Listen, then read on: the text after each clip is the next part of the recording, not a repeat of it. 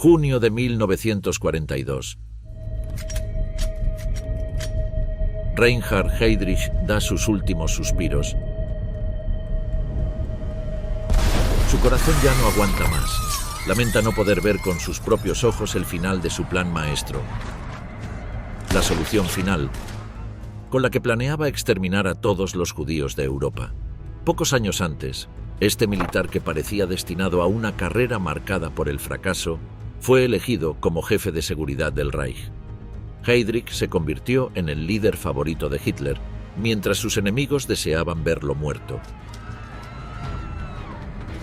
Heydrich respira por última vez, y en su memoria quedan grabadas la conferencia de Wannsee, en la que diseñó el plan maestro para exterminar a los judíos con cámaras de gas, las caras de Kubis y Gabčík, sus asesinos, y la sonrisa de su esposa, que espera un hijo y quedará sola para siempre. Heydrich muere tras resistir largos días, y toda su vida pasa frente a sus ojos: su infancia, su juventud, su ascenso en el Tercer Reich, su infinito poder en Praga y el asesinato que le arrebató la vida para siempre. Esta es la asombrosa vida de Reinhard Heydrich. Del violín al veneno nazi. 7 de marzo de 1904. La vida cambia por completo para el cantante de ópera, fundador y director del Conservatorio de Música y Teatro de Halle, Richard Bruno Heydrich, y su esposa, la profesora de piano Elisabeth Kranz. Ese día nace su hijo, Reinhard Tristan Eugen Heydrich, en la ciudad de Halle, ubicada en el estado alemán de Sajonia. Motivado por su profesión, Richard elige 3 nombres muy especiales para su hijo: Reinhard, en homenaje al héroe trágico de una de las óperas que interpretó; Tristan, por la obra Tristan e Isolda, una de las más conocidas de Richard Wagner; y Eugen, en honor al abuelo materno, quien había sido profesor del Real Conservatorio de Dresde. Influenciado por una familia de músicos, Reinhard Heydrich se apasiona rápidamente por la música. Con solo 6 años comienza a tocar el piano y el violín. Al igual que su padre, se reconoce como un profundo admirador de la obra de Wagner, quien casualmente también inspiró y sedujo a los oídos de Adolf Hitler. Esta coincidencia los acercará 30 años después. Durante su adolescencia, Heydrich deja de ocupar todas sus horas libres en la música para dar lugar a un nuevo interés: el deporte. Dedica varios años a un entrenamiento exhaustivo, convirtiéndose en especialista en esgrima, natación, equitación, atletismo y náutica. En cuanto a sus estudios, su entorno familiar lo ayuda a sobresalir especialmente en ciencias y literatura. Desde muy pequeño hasta adulto, Heydrich se fascina con las novelas inglesas de detectives, especialmente con la exitosa saga de Sherlock Holmes. En el año 1916, un escandaloso malentendido involucra a Bruno Heydrich, convirtiéndose en un hecho de enorme impacto en la carrera militar de su hijo. La enciclopedia musical de Riemann, la más emblemática de Alemania, se propone incluir a Bruno en la edición de ese año. La expectativa familiar era alta, ya que, para ese entonces, suponía un prestigio inigualable. Sin embargo, algo inesperado arruinó por completo el clima de algarabía. Un exalumno que había sido expulsado del conservatorio dirigido por Bruno Heydrich planeó una venganza llena de resentimiento. Este sujeto le pidió a un amigo que trabajaba en la imprenta, que editaba la enciclopedia, que tergiversara algunos datos en la biografía. Al ser impresa y entregada a manos de Heydrich, descubren que se lo describe como un compositor judío de apellido Sus. Si bien Bruno era nacionalista, pero no necesariamente antisemita, el hecho se aclaró en juicio, en el que fue declarado vencedor, por lo que el error fue corregido. Sin embargo, para el futuro jefe de la Oficina Central de Seguridad del Reich de la Alemania nazi, es decir, su hijo Reinhard Heydrich, este incidente se convertiría no solo en una sombra en su legajo, sino también en objeto de burla para sus enemigos. Esos supuestos antecedentes judíos también le jugaron una mala pasada durante sus años en la escuela, ya que sus compañeros lo apodaron Moses Handel. El pequeño Heydrich era incapaz de defenderse debido a su timidez y por sentirse avergonzado de su voz aguda. En noviembre de 1918, Alemania sufre las consecuencias del fin de la Primera Guerra Mundial y cae la monarquía de los Hohenzollern. El Kaiser Guillermo II abdica y el país germano se convierte en una república tras 47 años de ser un imperio. El clima en Alemania se pone tenso y en Halle, particularmente, se transforma en prerevolucionario. Se realizan decenas de huelgas, manifestaciones y enfrentamientos violentos entre comunistas y nacionalistas. Para colmo, el Tratado de Versalles trae malas noticias para el país en el que Heydrich se crió. Alemania pierde 70.000 kilómetros cuadrados de territorio y está obligada a pagar grandes sumas en concepto de indemnizaciones. Para ese entonces, la realidad familiar de los Heydrich se tornó catastrófica. La deplorable economía de la posguerra azotó al conservatorio dirigido por Bruno, que apenas podía mantenerlo abierto. En 1920, a sus 15 años, Reinhard Heydrich se une a la Federación Nacionalista Alemana y a las Freikorps de Halle, ambas organizaciones paramilitares de extrema derecha, llenas de tendencias antisemitas. Si bien su familia no comulgaba por completo con estas, eran nacionalistas y conservadores. Para el año 1922, los buenos tiempos quedan enterrados en el pasado. La familia Heydrich se encuentra en la ruina debido a la crisis económica. Esto motiva a Reinhard Heydrich a ingresar en la Reichsmarine como cadete naval en la base de Kiel. Un año después, sus padres comienzan a ver las consecuencias de la hiperinflación. Las paredes se empapelan con marcos alemanes y la tasa de desempleo llega al 23%. Heydrich escapa a la realidad con su puesto en la Marina y es enviado a una escuela de oficiales de la Academia Naval de Múrvik. En 1926 es ascendido a alférez y, por lo tanto, destinado como oficial de señales al acorazado Schleswig-Holstein, el último buque de la clase Deutschland construido por la Marina Imperial Alemana. Este puesto le valió excelentes evaluaciones de sus superiores. Sin embargo, aunque su familia pudiera pensar que su hijo era un afortunado al escapar de la realidad que vivía el país, Reinhard Heydrich vivía una pesadilla. La sombra del falso ancestro judío continuaba persiguiéndolo y sus compañeros lo acosaban hasta el cansancio, llamándolo judío blanco o Moisés. Nuestro protagonista comenzó a llenarse de resentimiento a causa de los prejuicios y las insoportables burlas, pero lejos de enojarse con sus agresores, su carácter antisemita tomó forma y las consecuencias fueron, para ese entonces, imprevisibles. De todas formas, durante esa misma época, entabló amistad con el futuro almirante Wilhelm Canaris, quien se convertiría en el jefe de la Abwehr, o agencia de inteligencia militar en el Tercer Reich. Canaris se mostró sorprendido por sus virtudes atléticas y sus habilidades para el arte, por lo que decidió convertirse en el mentor de Heydrich. Heydrich entra al partido nazi. En julio de 1928, Heydrich recibe el ascenso a teniente primero de marina, el cual lo llenan de una nueva ambición y arrogancia. Acto seguido, sus superiores lo trasladan a la división de comunicaciones de la base de Kiel. Durante su estadía allí es que Adolf Hitler y su Partido Nacional Socialista llega al poder.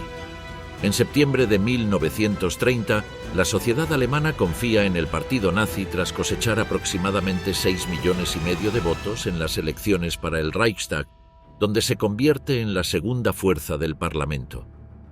En simultáneo, el amor toca a su puerta. En un baile, Heydrich conoce a Lina von Osten, una joven de 19 años perteneciente a una familia de la baja aristocracia danesa, la cual también sufrió las consecuencias de la hiperinflación de posguerra. Tanto Lina como su familia son orgullosos nazis y antisemitas, e incluso mantienen contactos con Adolf Hitler. Sin embargo, Heydrich solo era un menudo simpatizante que no había leído Mi lucha, ni asistido por su propia cuenta a los discursos del líder nacionalsocialista. No obstante, la familia von Osten se encarga de eso y lo introducen no solo en la ideología nazi, sino que también en los círculos de poder. Para abril de 1931, Heydrich se compromete a casarse con Lina. Lo que no sabe su prometida es que su hombre mantiene una relación con una amante, otra joven, hija de un oficial de la Armada, que también se considera comprometida con él y que había conocido 6 meses antes que a Lina. Al enterarse de las mentiras de Heydrich, la amante lo denuncia ante un contacto de la Marina. El almirante Erich Raeder, comandante de la Reichsmarine, se anoticia y consulta con el Tribunal de Honor. A pesar del machismo de la época, encuentran este comportamiento no solo como impropio, sino que también inaceptable e indigno, proviniendo de un oficial naval, y deciden darlo de baja. Heydrich lamenta su conducta fundamentalmente por la situación económica del país. Al ser despedido, se convierte automáticamente en uno de los 4 millones de alemanes sin empleo. Sus padres se encontraban sin dinero, por lo que no podían ayudarlo. Los von Osten se encuentran dolidos y furiosos por la traición cometida a su hija, por lo que dejan de verlo como el candidato ideal. Sin embargo, Lina le da una segunda oportunidad, ya que continúa amándolo, y le insiste con que se afilie al Partido Nacional Socialista, donde finalmente es aceptado. El fuerte entrenamiento militar de Heydrich es considerado como una gran habilidad para el partido, por lo que lo tienen en cuenta desde el principio. Un amigo de Lina, Karl von Eberstein, lo recomienda para trabajar junto a quien, para ese entonces, era un completo desconocido, Heinrich Himmler, un criador de pollos y jefe de las recientemente nacidas fuerzas de las Schutzstaffel o SS, que se originan como un cuerpo de parapoliciales y paramilitares que actúan como guardaespaldas de Adolf Hitler. Con el paso del tiempo, se convirtieron en las temidas fuerzas que azotaron contra millones de judíos y demás minorías. Si bien Himmler en un principio había cancelado la cita, Lina decide ignorar el mensaje y no avisarle a sus esposos.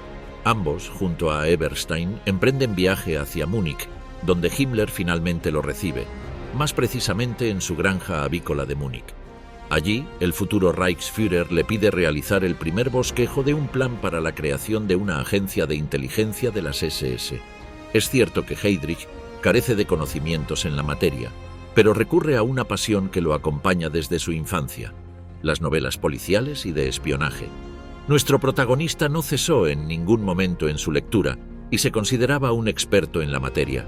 Tal era su confianza que no confiesa a Himmler su inexperiencia, sino que lo convence fehacientemente para que finalmente Himmler le ofrezca hacerse cargo de la creación la agencia de inteligencia de las SS.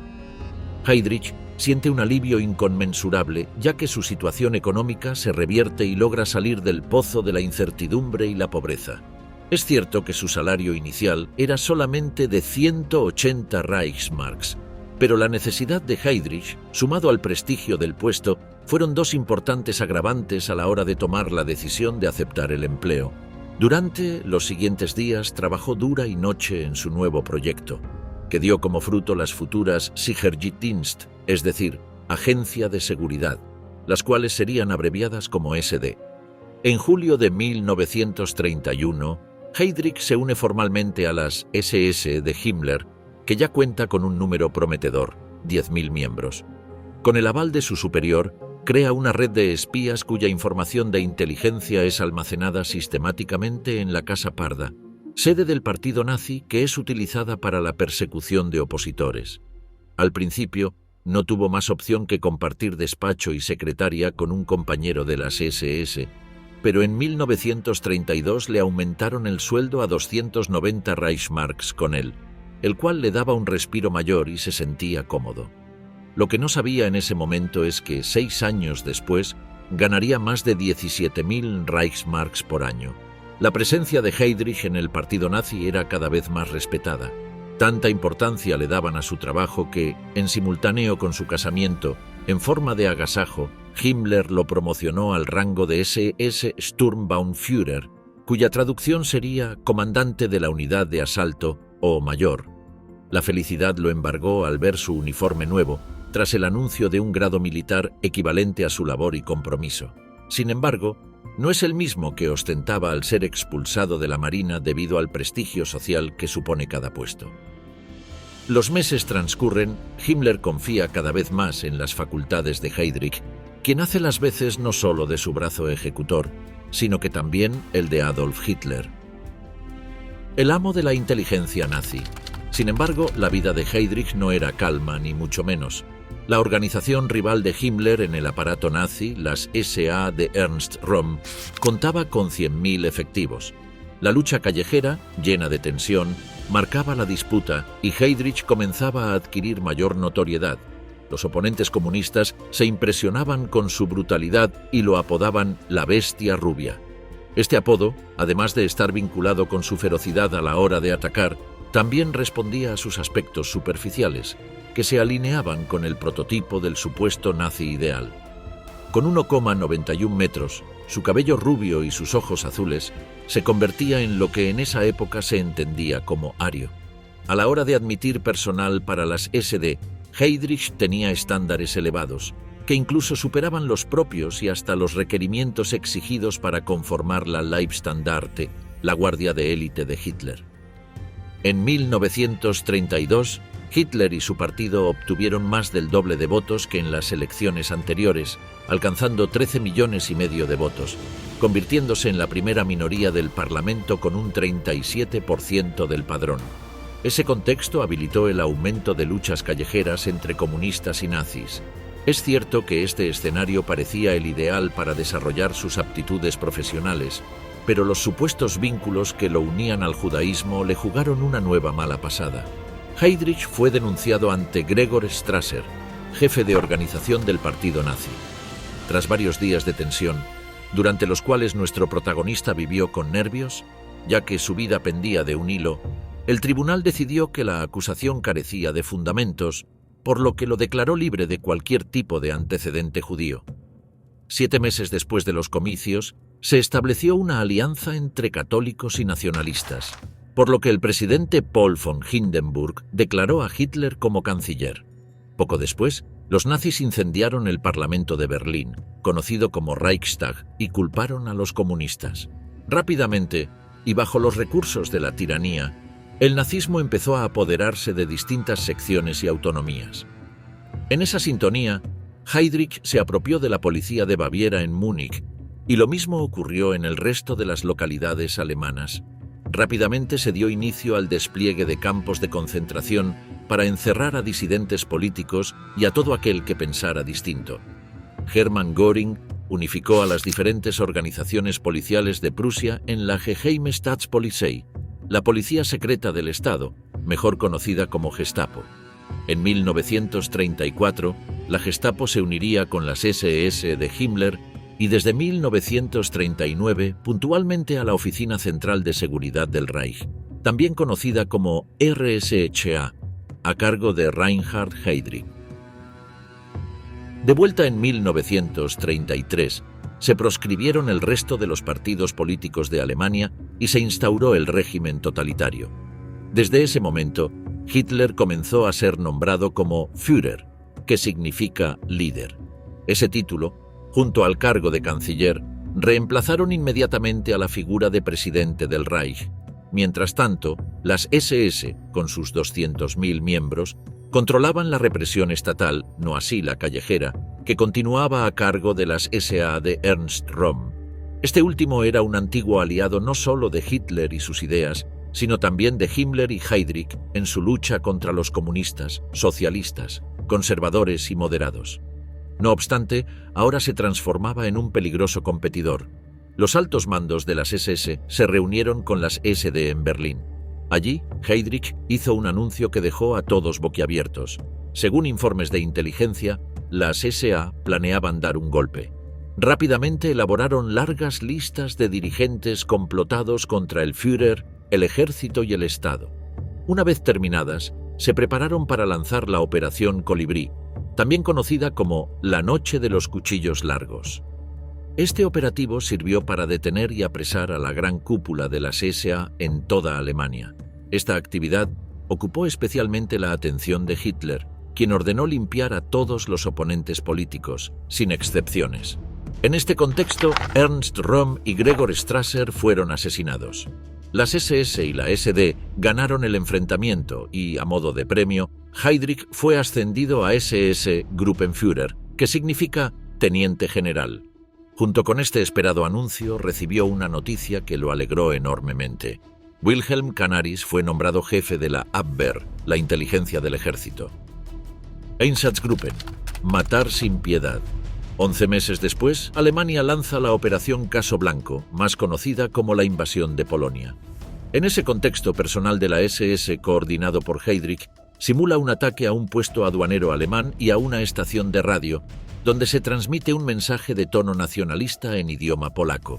Posteriormente, visten con uniformes polacos a prisioneros asesinados en el campo de concentración de Sachsenhausen. Luego de 20 días, Heydrich manda un telegrama a los jefes de sus escuadrones de la muerte, las Einsatzgruppen, para que detengan a miles de judíos polacos, les confisquen los bienes y los concentren en guetos. Las Einsatzgruppen fueron creadas por Heydrich durante la anexión de Austria en 1938, pero, a diferencia de dicha ocupación, en Polonia demostraron una brutalidad inhumana e inaudita. Sacaron a relucir todo su instinto criminal. Se caracterizaban por marchar detrás del ejército alemán, supervisando, instigando y operando contra partisanos, opositores y judíos al punto de ejecutarlos de forma sumaria. Además, en 1938 participaron de la ocupación de los Sudetes, después de su anexión a principios de ese mismo año. Allí consiguieron documentación e información de inteligencia para luego identificar y arrestar nuevos enemigos. Durante la campaña en Polonia, Adolf Hitler da a conocer sus planes respecto a los judíos europeos. En un discurso, en el que, como era costumbre, gritó a voz, el Führer explicó que, si los financieros judíos internacionales, dentro o fuera de Europa, vuelven a llevar a las naciones a una guerra mundial, el resultado no será el triunfo del bolchevismo en el mundo y con ello el triunfo del judaísmo, sino la aniquilación total de la raza judía en Europa. Para ese entonces, la ideología nazi ya se había hecho carne y voz en Heydrich, por lo que todas sus acciones son coherentes con las voluntades de Hitler. Los Einsatzgruppen continuaban llevando a cabo toda su ferocidad, tal como lo ordenaba Heydrich. Como consecuencia, durante la campaña de Francia en 1940, el ejército les prohibió terminantemente formar parte de los enfrentamientos. Estaba absolutamente negado a permitir semejante brutalidad, para lo que en ese entonces el ejército consideraba que estaba permitido. El compromiso de Heydrich aumentaba y al no poder estar presente en la ofensiva del país galo, se sumó como piloto en la Luftwaffe, donde alcanzó el grado de mayor. De inmediato se unió a la división y participó en misiones dentro del frente occidental, a bordo de un cazabombardero Messerschmitt. Tras experiencias excepcionales, comenzó a formar parte de más de 100 misiones aéreas en distintos frentes, mayoritariamente en el del Este. Rápidamente fue condecorado con una cruz de hierro de primera clase y otra de segunda clase. Sin embargo, un grave accidente tras las líneas soviéticas en julio de 1941, en el que la vida de Heydrich estuvo en peligro, hizo que Hitler le prohibiera continuar en su labor de piloto. En 1941, el SD, dirigido por Heydrich, recibe la orden de llevar a cabo el decreto denominado Noche y Niebla. Este indicaba la discreta detención de las personas que supuestamente ponían en peligro la seguridad de Alemania bajo el amparo de la noche y la niebla. El operativo consistía en que el SD debía rellenar un cuestionario con la información personal del sospechoso, el país de origen y los detalles de sus crímenes contra el Reich. Esta planilla se colocaba en un sobre sellado con la inscripción Nacht und Nebel, es decir, noche y niebla. Una vez en el archivo central de reclusos, a los aproximadamente 7.000 cautivos bajo este decreto se les daba el código especial de prisionero encubierto. Mientras la experiencia de Heydrich como piloto concluye, el total de los judíos polacos es transferido a los guetos, mientras que la orden de los comisarios dictada por Hitler obliga a asesinar a todos los miembros del gobierno, el Partido Comunista, los judíos y los partisanos. Los principales encargados de llevar a cabo estos asesinatos son las Einsatzgruppen. El 22 de junio de 1941, Hitler da inicio a la Operación Barbarroja, la invasión del ejército alemán a la Unión Soviética, donde capturan a más de 5 millones de judíos, quienes llegan a los distintos campos donde se encuentran aproximadamente 3 millones de judíos polacos, bajo la jurisdicción directa de Himmler y Heydrich. Este último considera que los judíos eran la base biológica del Estado soviético, por lo que dio órdenes explícitas de aniquilar físicamente a los judíos que ocupasen cargos en el Partido Comunista y en el Estado soviético. Rápidamente, las Einsatzgruppen optaron por asesinar a todo judío que consideraran con la edad suficiente para portar armas y ejecutarlas. Después de identificar a sus presas y enviarlas a centros de detención o guetos, La división dirigida por Heydrich se ocupó de coordinar fuerzas mayores de las SS y la policía en operaciones de eliminación de comunidades judías soviéticas enteras. A medida que transcurre el tiempo y las responsabilidades de sus Einsatzgruppen aumentan, Heydrich observa la escena con cierta preocupación. Descubre que sus Einsatzgruppen solo cuentan con no más de 5.000 efectivos, quienes deben hacerse cargo de un frente de poco menos de 3.000 kilómetros, que comienza en el mar Báltico y acaba en el mar Negro. Es así que, después de algunas importantes reuniones, deciden que la mejor opción es convocar a nuevos hombres.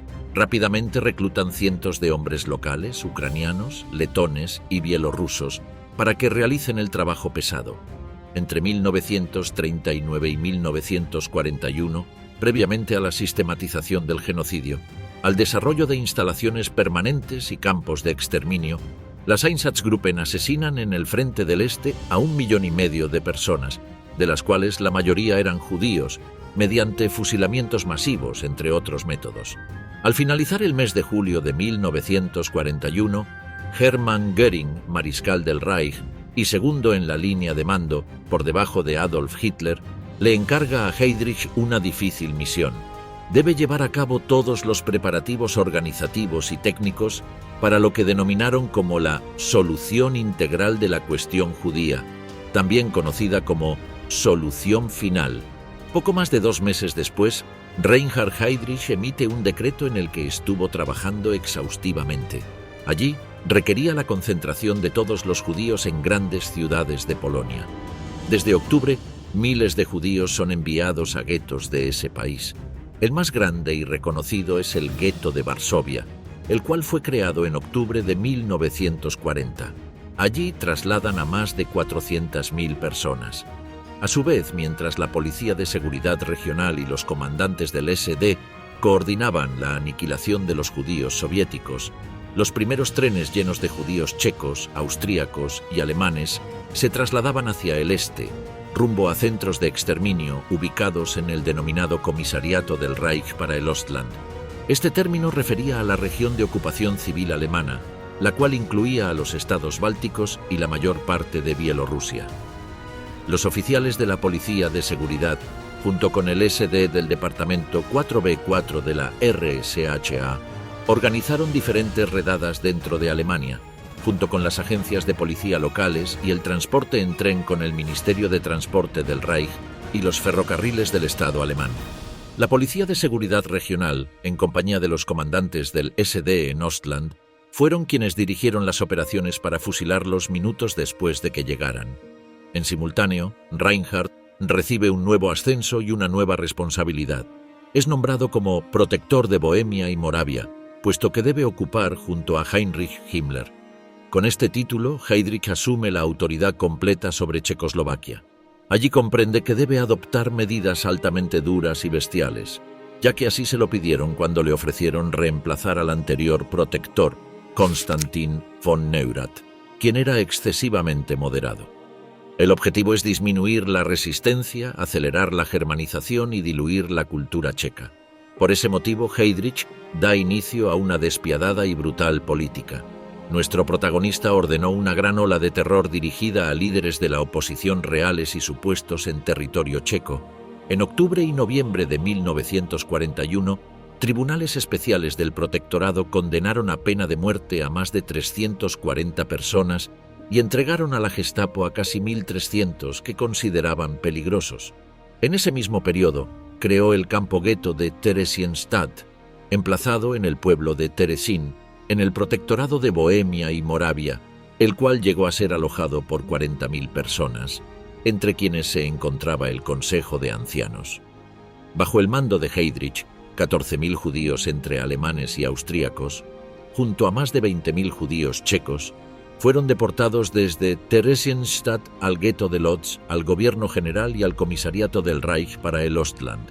Además, como protector del Reich, Heydrich cortejaba obreros y granjeros checos, cuya capacidad productiva era indispensable para el esfuerzo bélico alemán. Además de lo mencionado, Heydrich es conocido por un hecho que se transformó en emblemático dentro de su trayectoria.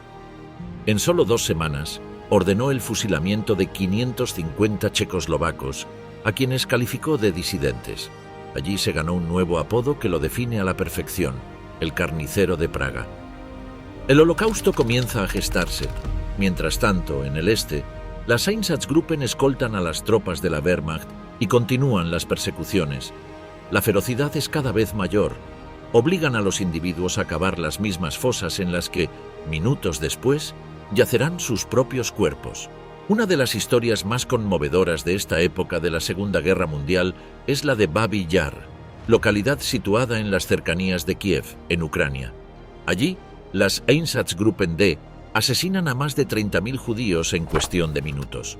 Poco tiempo después, el SS Gruppenführer Arthur Neve, perteneciente a la Einsatzgruppen B, invita a Himmler a presenciar las ejecuciones masivas. Para sorpresa de los presentes, el líder de seguridad del Reich acaba descompuesto, impresionado por las desagradables imágenes a las que fue expuesto. Himmler pasó largas horas pensando en el preocupante efecto que puede causarles a los efectivos de las fuerzas alemanas la bestial y sanguinaria aniquilación de hombres, mujeres y niños desnudos e indefensos. De inmediato, se comunicó con Heydrich y le ordenó buscar nuevos métodos para las ejecuciones, un tanto más suavizados. Hasta ese momento, no existía un sistema que contemplara la eliminación física total de los judíos. Tras esta directiva, Neve propone la utilización de las primeras cámaras de gas, utilizando el monóxido de carbono de los vehículos. El método no tarda mucho en fracasar debido a su ineficacia. En octubre de 1941, Himmler opta por prohibir la emigración de los judíos fuera del Reich. 3 meses después, el Imperio del Japón lanza un ataque sorpresivo sobre los Estados Unidos en Pearl Harbor, Hawái. De esa manera, el 8 de diciembre de 1941, el país norteamericano le declara la guerra al Japón. Al enterarse de este escenario, Alemania opta por declararle la guerra a Estados Unidos, esperando que Japón haga lo propio con la Unión Soviética. La guerra excede el marco de Europa y el conflicto bélico se convierte en la Segunda Guerra Mundial. Aunque los alemanes intentan negarlo, la guerra pasa a estar posiblemente perdida, ya que el nazismo debía enfrentar en simultáneo a la Unión Soviética, Gran Bretaña y Estados Unidos. Algunos días después, en consonancia con las palabras dichas en 1939, Hitler proclama un discurso en un encuentro del partido nazi. Junto a las figuras más destacadas del nazismo, el Führer declara directamente que, si los judíos eran capaces de causar otra guerra mundial, absolutamente todos serán exterminados.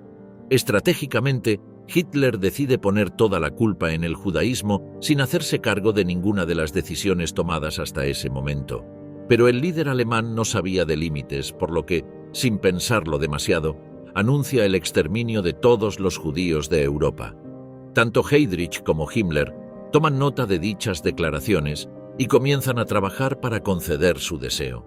El año 1941 está a punto de finalizar y Heydrich se reúne junto a su equipo durante largos días y noches para determinar las decisiones que tomarán para, de una vez por todas, lanzar el Holocausto y acabar por completo con el judaísmo.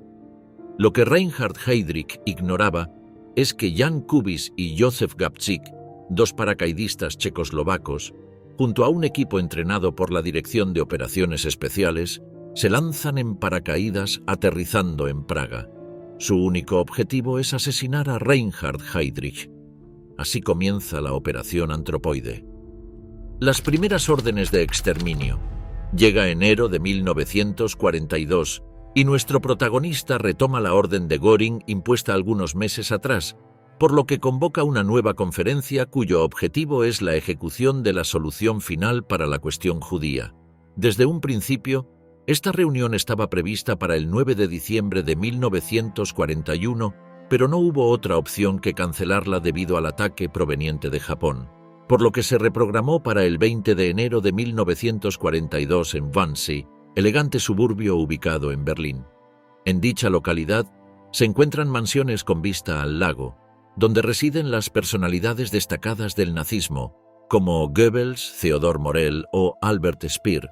La casa obtenida para la conferencia es la 56-58 y pertenece a las SD. Allí se hospedan los altos mandos que visitan Berlín, aunque, según los planes de Heydrich, luego de finalizada la guerra esa será su hogar, donde vivirá junto a su familia. Retomando con la conferencia acerca de la solución final, el 20 de enero, 15 funcionarios del Tercer Reich estuvieron presentes en una reunión que definiría el destino de los judíos. Aunque las cosas no estaban bien para ellos, durante dicha reunión definitivamente iban a empeorar.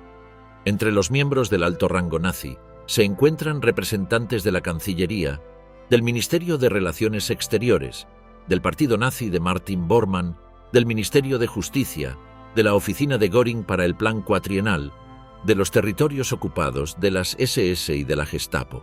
Abundan los hombres jóvenes universitarios y del mismo rango que su anfitrión Reinhard Heydrich, pero con el mismo poder que él. La conferencia tuvo una duración estimada de 90 minutos, donde no faltaron los vinos franceses, los puros y el coñac. Mientras afuera millones de personas padecían hambre y sed bajo temperaturas extremas, los funcionarios nazis no solo comían más de lo que su apetito les indicaba gracias a un completo y majestuoso buffet, sino que también se encontraban en un ambiente tan cómodo como cálido. Entre los invitados, solo 2 estaban interiorizados en el tema, aparte de Heydrich. Uno de ellos es el teniente coronel de las SS, Adolf Eichmann, encargado de los aspectos logísticos para el Holocausto, el transporte, la infraestructura, la emigración y las deportaciones. En su oficina suelen discutirse asuntos como si es conveniente deportar a los judíos a Siberia o mejor enviarlos a la inhóspita isla de Madagascar, en las cercanías del Océano Índico. Eichmann hace entrega de una minuta de la reunión a cada uno de los presentes. El objetivo de Heydrich es llegar a un consenso general en cuanto a la solución judía, la cual sería dirigida por Himmler y Heydrich. En la minuta figura una completa planilla con la cantidad de judíos por país. Incluso incluye Inglaterra, país al que anhelaban ocupar. Según los recuentos, el total de judíos a exterminar era de aproximadamente 11 millones. En abundantes letras pequeñas, el texto indica que cada uno de los judíos debe ser enviado hacia el este, donde se los someterá a trabajos forzados en la construcción de carreteras, con condiciones precarias, hasta que el desgaste natural los vaya matando. Si bien los presentes comunican algunas objeciones, finalmente deciden aceptar el plan de Heydrich. Uno de los invitados que estaba alineado con estas directivas es el doctor Wilhelm Stockart, un reconocido abogado nazi del Ministerio Nazi del Interior y autor de las leyes de Nuremberg, las cuales excluyeron a los judíos de la vida pública. En un principio, Stockart propone sus argumentos acerca del trato a los judíos considerados mestizos, es decir, mitad judíos, mitad alemanes, y las leyes de Nuremberg así lo contemplan. También propone cosas como disolver los matrimonios mixtos por ley y esterilizar forzosamente a los mestizos. Ninguna de estas propuestas es aceptada. Entre los presentes, había un invitado que no estaba de acuerdo con lo propuesto por Heydrich. De hecho, en la posguerra así lo expresó, por lo que de alguna manera intentaba oponerse. Estamos hablando del Dr. Friedrich Wilhelm Kritzinger, miembro de la Cancillería del Reich. Menciona que el Führer le aseguró expresamente que esta medida no estaba contemplada y no planeaba hacerse. Heydrich le responde que, debido a cuestiones políticas, Hitler nunca lo admitiría públicamente, pero que su orden secreta es la solución final. No era la primera vez que Kritzinger se oponía, ya que entre 1940 y 1941 se negó a declarar a los judíos alemanes apátridas. Al igual que Kritzinger, quien presenta una objeción es Erich Neumann, enviado a la reunión en representación de Hermann Göring y responsable del Plan Cuatrienal sobre la economía de Alemania.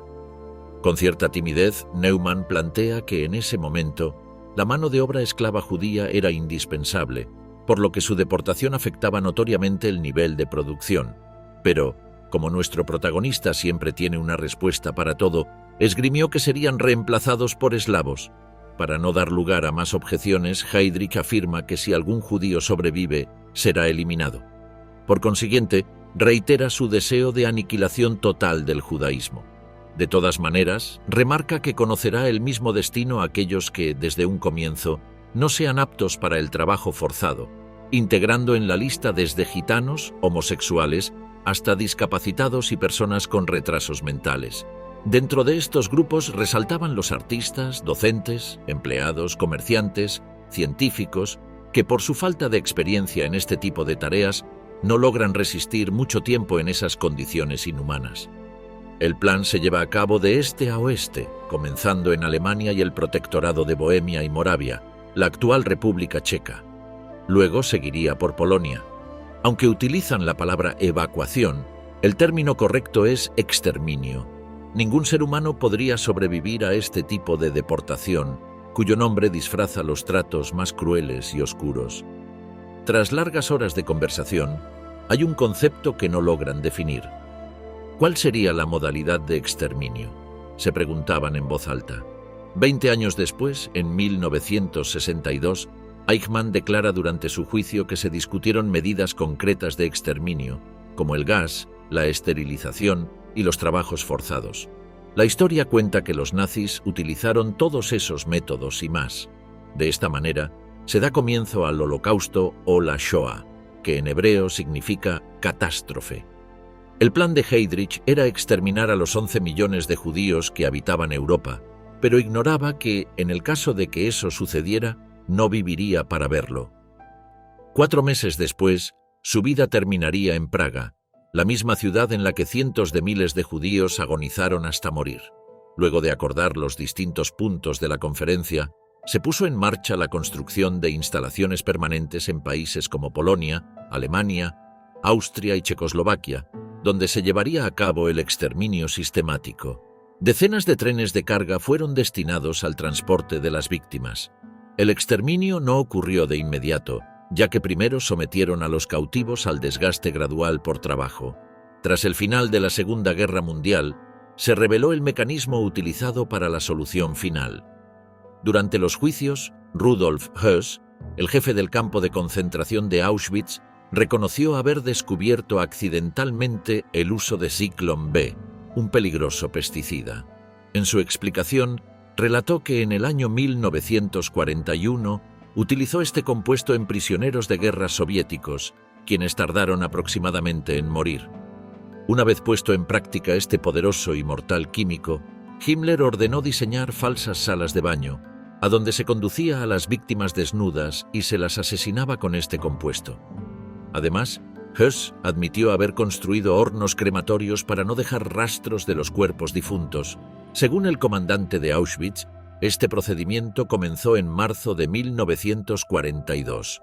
Horrorizado por el relato, el tribunal indaga acerca de cuántas fueron las víctimas de esas cámaras de gas. Sin remordimiento alguno, como si otorgara un dato irrelevante, Höss calcula un aproximado de 2,5 millones de personas solo en Auschwitz, pero aclara que solo se trata de una estimación, ya que no existía un registro oficial al respecto. La honestidad de Höss dejó sin argumentos al resto de los acusados, incluido Hermann Göring, quien buscaba defenderse con argumentos que carecían de verdad y sentido. Las confesiones de Höss ayudaron a las generaciones de la posguerra a entender a la perfección el horror que vivieron millones de personas en los campos de concentración. El fin del carnicero nazi.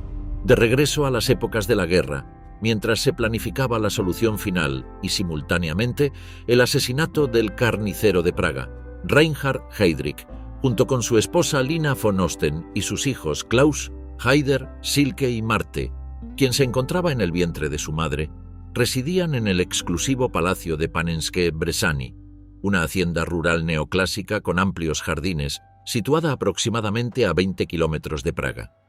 Otro lugar importante en la cotidianeidad de Heydrich era la sede gubernamental conocida como el Palacio Gradkany, que tiene más de 500 metros de largo y fue construido en el siglo IX como residencia de los reyes de Bohemia. Allí, Heydrich acostumbraba a agasajar a sus invitados con lujosas fiestas, donde hacía gala de sus conocimientos musicales. También ostentaba la obra musical de su padre ante sus espectadores, quienes lo observaban atónitos, con profunda admiración. El 27 de mayo de 1942 no fue un día como cualquier otro. El sol brilla en Praga y sus residentes, aquellos que tienen la suerte de no ser sometidos en los campos de concentración, realizan paseos por esta hermosa ciudad, Las aguas del río Moldava, el más largo del territorio checo, están calmas y agradables. Pero nada es igual en esta región, que soporta otro año más bajo la ocupación nazi. Muchos de ellos recuerdan con tristeza aquel 1939, cuando los nazis entraron en su amada nación para arrebatarles su libertad. El invierno azota la ciudad y la dictadura impuesta por el protector de Bohemia y Moravia genera descontento en los pobladores. La primavera mitiga el frío, pero no la desilusión ni la desesperanza. Sin embargo, los checos continúan con su vida. Toman café en las cafeterías y compran alimentos en las tiendas. Todo parece igual que antes, pero a la vez, todo es absolutamente distinto. La población completa desconoce que, unas horas después, recibirán una gran noticia. Mientras tanto, en el Palacio Panenské Brezhany, Heydrich disfruta jugando con sus 3 hijos. Su esposa Lina descansa en su habitación. Ese día presenta una pequeña demora y sale de su casa a las 10 de la mañana rumbo a Praga. Luego de cumplir obligaciones formales en el castillo de Gradkany, viaja en avión a Berlín para mantener una entrevista con Adolf Hitler. Mientras la vida de la bestia rubia continúa apacible, las instalaciones permanentes de exterminio por gas en Polonia avanzan en su construcción a ritmo acelerado. La solución final está en plena marcha, lo cual alegra notoriamente a Heydrich y llena sus días de sentido. Se pasa día y noche atento al avance de la planificación y presta atención a hasta el más mínimo detalle. Sabe que un buen trabajo y un desarrollo exitoso lo pondrán en la historia para siempre. Es consciente del poder que tiene, lo cual le brinda una seguridad pocas veces vista en alguien. Ese 27 de mayo de 1942, sube al Mercedes-Benz descapotable como todos los días, conducido por su chofer Johannes Klein. A diferencia de otros líderes nazis, no dispone de custodia ni escolta. Esta fue una decisión consecuencia de su interés de demostrar que no les teme a los checos, y a pesar del desagrado que los pobladores puedan mostrarle, su autoridad es intachable e incuestionable. En su interior, está convencido de que no solo nadie puede reemplazarlo, sino que tampoco son capaces ni de asesinarlo ni siquiera de herirlo, porque las consecuencias serían brutales. Sin embargo, dentro de su plena seguridad mental, Heydrich ignora ciertos planes de sus detractores. Además, es conocedor de la opinión pública, que asegura que la resistencia sabe que, si osan asesinarlo, Hitler destruirá Praga, a pesar de ser considerada la ciudad más bella de Europa en ese entonces. El presidente checo Eduard Benes, exiliado en Londres, no teme las consecuencias. Ama a su país y desea verlo libre de nazis. Sin embargo, los ingleses lo habían entregado a Hitler en Múnich en 1938. Nada impide que un nuevo armisticio deje a Checoslovaquia para siempre dentro del Reich. El gobierno británico estaba preocupado, ya que, a pesar de contar con cierta reprobación por parte de los habitantes checos, también había sembrado apoyo en parte de la población. Además, el bienestar económico generado por la producción general exigida por la guerra generaba comentarios positivos entre los comerciantes. Winston Churchill estaba convencido de que debían frenar a Heydrich a tiempo, para que el ejemplo checo no cundiera en el continente europeo y, de esta forma, los nazis carecieran de oposición en cada uno de los territorios ocupados. Sabían que debían poner todo su potencial en atentar contra su tirano. Sabían que Heydrich repetía día a día el mismo recorrido, por lo que sus asesinos decidieron esperarlo en un lugar puntual. En el barrio de Liberec, en una curva pronunciada donde el coche se ve obligado a desacelerar, los agentes checos Josef Gabčík y Jan Kubis, 2 paracaidistas que se lanzaron sobre territorio checo, lo esperan al acecho. Se entrenaron durante días para este suceso y saben que no pueden fallar, o de lo contrario, quienes morirían serían ellos. Gabčík tenía para entonces 30 años. Era un miliciano eslovaco de rango Rotmister, que sería algo similar a un sargento. Su compañero Kubis tenía 28 años y era un soldado del ejército checoslovaco, quien junto a Gabčík fue elegido por el PSOE, cuyas siglas en español significan Dirección de Operaciones Especiales. Ambos fueron convocados para la difícil Operación Antropoide, cuya misión era nada menos que asesinar a Reinhard Heydrich. En el preciso momento en que el descapotable acelera en la curva, Gabčík lo enfrenta con su subfusil británico de 9 mm Sten, con un alcance efectivo de 100 metros, y una velocidad de unos 300 metros por segundo. Para suerte de Heydrich, el arma se atasca. Gabčík se desespera. Sabe que no puede fallar. El carnicero de Praga, sin temor a morir, no le pide a su chofer que acelere para escapar, sino que lo obliga a detener la marcha. Con el coche en absoluta quietud, desenfunda su pistola y dispara sobre Gabčík. Sin embargo, mientras esto sucede, con absoluto sigilo, Kubiš se acerca con un potente explosivo y lo coloca debajo del descapotable. Un segundo después, el Mercedes-Benz vuela por los aires. Heydrich presenta heridas que no son mortales, pero la metralla y varios componentes del auto se le incrustan en la espalda. De todas formas, el líder nazi intenta seguir disparando, pero cae desplomado. Mientras tanto, Kubiš y Gabčík escapan, escondiéndose en un edificio cercano. En Berlín, el alto mando nazi se entera de lo sucedido y sospecha de un posible comienzo de un levantamiento general. Como método de prevención, optan por sellar Praga por completo. Para esto utilizan 3 batallones de la Wehrmacht, algunas divisiones de la Gestapo junto a las EES. Entre todas las agrupaciones suman más de 12.000 efectivos. En busca de los asesinos y conspiradores, requisaron más de 36.000 edificios. En simultáneo, Heydrich se niega a ser atendido de urgencia por médicos checos, lo que considera fatal, ya que ellos mismos podrían ser los encargados de darle el golpe final a sus heridas. Heydrich no confiaba en nadie, al igual que Hitler y sus allegados. Solo confiaban en médicos alemanes, por lo que Himmler envió un equipo de primer nivel. El 31 de mayo, Himmler visita a Heydrich, quien mejora progresivamente. Sin embargo, 2 días después, le descubren una infección en la sangre que desemboca en una respuesta extrema del cuerpo conocida como septicemia generalizada, que se produce cuando el sistema inmunitario se descontrola y daña todos los órganos y tejidos. Aparentemente, esto se debió a que el asiento en el que viajaba estaba relleno de pelo de caballo, el cual se incrustó en su cuerpo y generó esta compleja infección. Reinhard Heydrich entra en un trágico coma.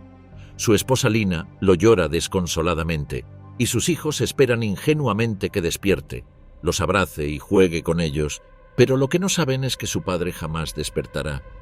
Praga arde, venganza nazi. El 4 de junio de 1942, Reinhard Heydrich no logra resistir y muere en el hospital de Bulovka a los 38 años. El Führer, quien consideraba a Heydrich como su posible futuro sucesor, lamentó enormemente su fallecimiento. Posteriormente lo describió como uno de los mejores nacionalsocialistas, uno de los más acérrimos defensores del concepto del Reich alemán y uno de los mayores adversarios de todos los enemigos de este Reich. En su momento, Hitler le había inventado un seudónimo que al propio Heydrich lo llenaba de orgullo: el hombre con corazón de hierro. Por su parte, Himmler elogió su lealtad y valoró su conducta, destacando que con toda la ambición que invirtió en su policía de seguridad y su oficina principal de seguridad del Reich, él veía todo antes que nadie, desde el punto de vista de todas las SS. El féretro de Heydrich es paseado en una solemne procesión por todas las calles de Praga. Luego, es exhibido en el castillo de Hradčany. El 9 de junio, es enterrado con honores en la Cancillería del Reich y la marcha fúnebre de Sigfrido del Crepúsculo de los Dioses, compuesta por Richard Wagner, envolvía las paredes del establecimiento de tristeza y tensión. Después de reprimir al pueblo, en castigo por el asesinato de uno de los hombres más importantes del Tercer Reich, Hitler decide tomar venganza de un modo muy particular, vengativo y sanguinario. Lidice, un pueblo de la región checa, es invadido por tropas de las Gestapo y la SD. Cerca de 200 hombres son ejecutados y las 195 mujeres son enviadas al campo de Ravensbrück, mientras que los 95 niños son trasladados al campo de Chelmno, donde son brutalmente asesinados. Por su parte, los niños menores de 1 año son enviados a Alemania para su germanización. Sin habitantes, el pueblo es demolido y nivelado. A partir de ese momento y para siempre, el pueblo de Lidice dejó de existir. Mientras tanto, el alto mando alemán dispone un plazo terminante.